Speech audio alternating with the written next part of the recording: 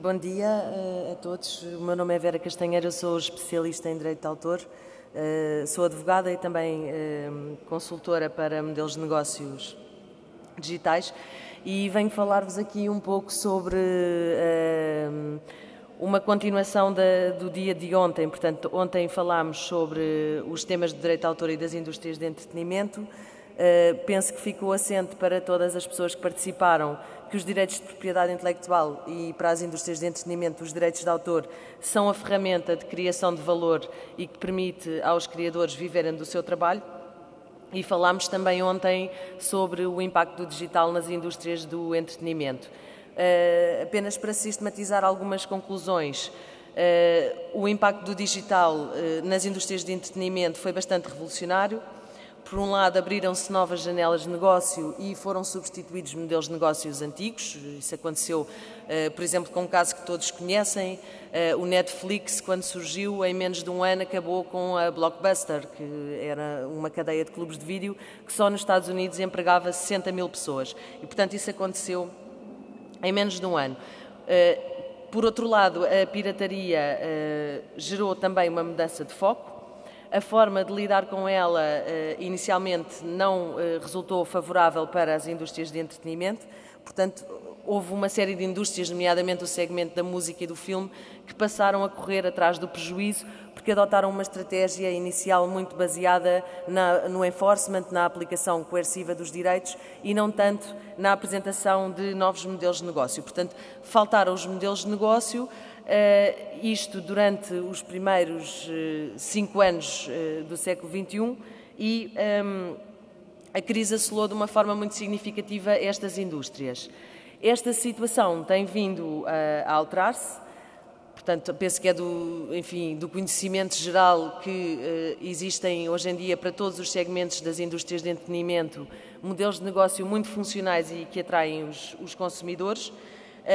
Mas, por outro lado, também surgiu aqui uma tendência que é muito interessante e que também resultou evidente de várias apresentações que tivemos ontem, e que é o foco das indústrias de entretenimento passou a ser o artista, passou a ser o criador e não tanto a existência de uma estrutura à volta dessa criação.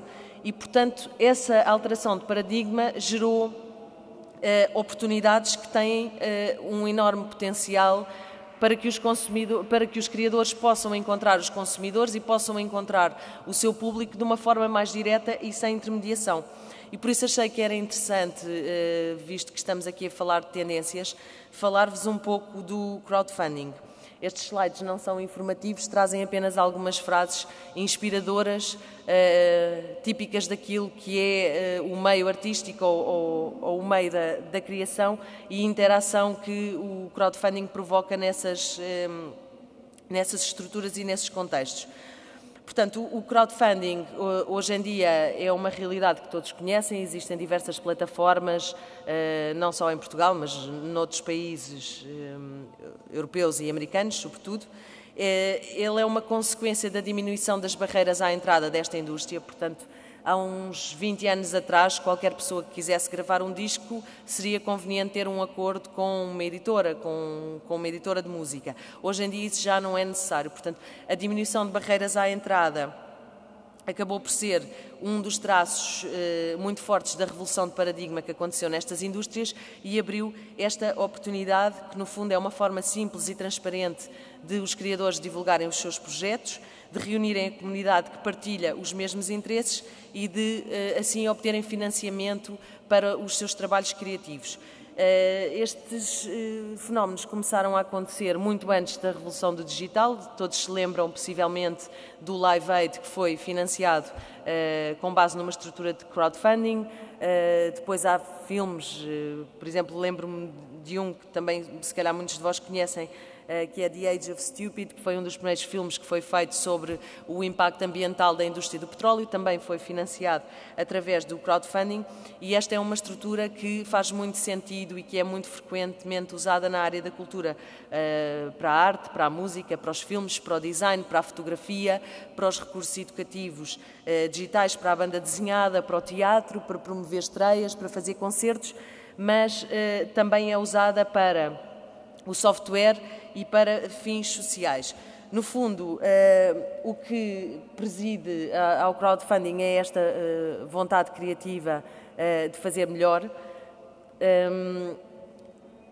Parte de uma ideia que também hoje é uma ideia livre para os artistas e para os criadores e que já não depende de ser incutido por um produtor ou por uma indústria, em que as pessoas acreditam no seu próprio potencial e têm a oportunidade de fazer com que outros acreditem também no seu potencial e encontrarem oportunidades de financiar o seu trabalho.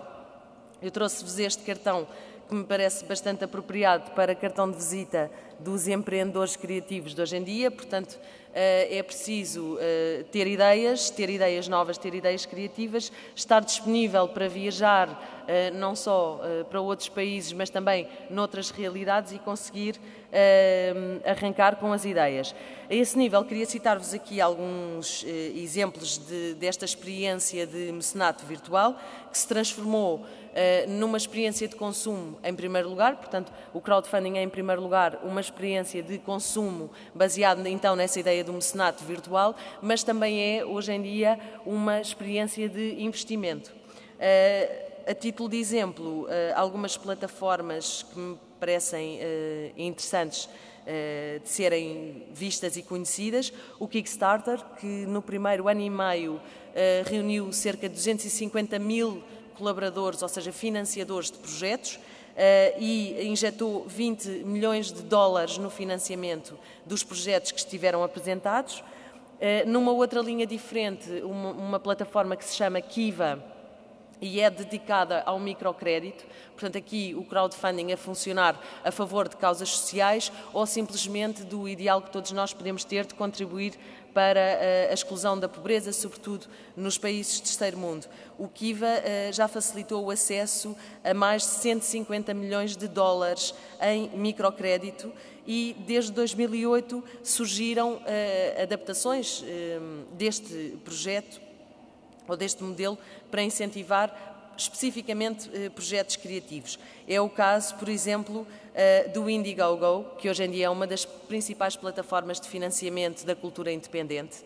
É o caso, por exemplo, também que eu gostaria de citar, um caso muito interessante, de uma plataforma que se chama Catarse, que é uma plataforma de crowdfunding brasileira, é uma das mais dinâmicas, já reuniu mais de 7 milhões de reais de financiamento através de 69 mil colaboradores de projeto, e esta plataforma é bastante interessante porque não só permite fazer contribuições em dinheiro, que é a forma típica de funcionar do crowdfunding, como permite também fazer contribuições em trabalho especializado, ou seja, se eu for uma técnica de pós-produção, eu posso posso oferecer uma hora do meu trabalho em troca de uma hora de trabalho de um outro colega que esteja a fazer um filme, por exemplo.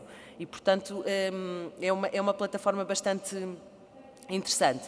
É interessante também, uma vez que estamos numa altura em que é significativo pensar em novos modelos de negócio no digital e em novos modelos de licenciamento dos conteúdos, é muito interessante ver que estas plataformas funcionam pelo engagement dos utilizadores a nível emocional, ou seja, a primeira recompensa de quem investe numa plataforma de crowdfunding é uma recompensa emocional, é investir, por exemplo, no caso dos fãs, é batalhar juntamente com o artista pela sua carreira e não apenas ter uma posição passiva de adquirir o CD ou de ir ao concerto. Portanto, há um envolvimento emocional muito forte. Isso também é verdade nas estruturas de microcrédito que se destinam a ajudar causas sociais. Aquela que eu citei há pouco, o Kiva, permite-nos contribuir para um empreendedor na Índia ou no Bangladesh ou num outro país que necessite de financiamento com apenas 25 dólares. Portanto, mais do que o retorno financeiro do investimento, o que está na origem destas plataformas e desta forma de financiar a cultura são as recompensas emocionais que os consumidores e os fãs obtêm. Portanto, isto é uma demonstração de que, de facto, já não há, ou há de uma forma muito esbatida, barreiras à entrada nestas indústrias criativas. Depois, a nível ainda do crowdfunding, há exemplos muito interessantes de como as próprias indústrias tradicionais de entretenimento podem participar nestes modelos de crowdfunding, mas podem também elas próprias lançar novos modelos de negócio a partir do seu negócio tradicional. E a propósito disto, queria falar-vos de 2 exemplos. Um exemplo que é o da BBC Worldwide, que tem sido uma das empresas de média ou dos grupos de média mais empenhados em comprometer os utilizadores e os consumidores com a construção de conteúdos para as suas plataformas, e nesse sentido a BBC Worldwide Labs oferece apoio entre 5 a 6 startups por ano para incubação, e isto tem gerado várias histórias de sucesso. Portanto, há um outro exemplo, que é o da Condé Nast, que é também um grupo de entretenimento, neste caso americano, que investiu 20 milhões de dólares na Farfetch, que é, no fundo, um mercado de designers de luxo e de boutiques de luxo na área da moda. E, portanto, no fundo, o que estas indústrias procuram é, através destes modelos inovadores, tanto na participação em plataformas de crowdfunding como através do apoio a startups, o que eles procuram é beneficiar das ideias e da inovação que vão buscar a outras empresas, aportar valor para o seu negócio, de uma forma mais ativa do que se lançarem, enfim, alguns laboratórios dentro da própria estrutura, porque claro que a cultura de empresa também condiciona os modelos de inovação, e por outro lado dão um contributo muito importante às empresas que querem lançar-se neste mercado, não só um contributo financeiro, mas também um contributo de, no fundo, prova de esforço, de permitir a estas empresas que coloquem no mercado. Portanto, seria muito interessante nós vermos da parte de alguns dos grupos que existem no nosso país e que têm dimensão suficiente para fazer projetos similares, vermos acontecer este tipo de interação, que também é uma forma de atrair consumidores, também é uma forma de atrair atenção e clientes para o negócio. Depois, falar-vos apenas um pouco das indústrias tradicionais. Essas indústrias tiveram também que se converter ao digital.